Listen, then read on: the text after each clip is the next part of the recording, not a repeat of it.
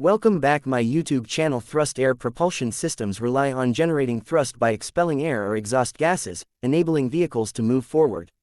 These systems typically utilize jet engines, propellers, or fans powered by combustion engines, electric motors, or gas turbines. The process works based on Newton's third law of motion. As air is expelled backward, an equal and opposite force propels the vehicle forward. Aerodynamic design also plays a critical role in reducing drag and ensuring efficiency, particularly in high-speed applications. Thrust air technology finds its primary application in aviation, where jet engines power commercial and military aircraft. Similarly, hovercrafts use downward air thrust to lift off the ground and forward thrust for movement, enabling them to operate on water, land, or ice. Jet-powered cars, such as the Thrust SSC, have demonstrated the potential for air thrust in achieving record-breaking speeds.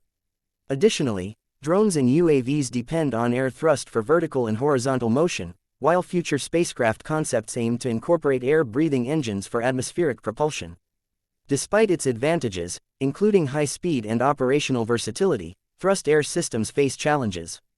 Traditional systems consume significant amounts of fuel, leading to high energy costs and environmental concerns like carbon emissions and noise pollution. Efforts are underway to improve efficiency through advanced engine designs and the integration of renewable energy sources, such as hydrogen fuel cells or electric motors. Furthermore, designing these systems requires addressing complex aerodynamic and material challenges to ensure performance and safety. Nonetheless, thrust air technology remains pivotal in modern transportation and exploration, with ongoing innovations promising a more sustainable future.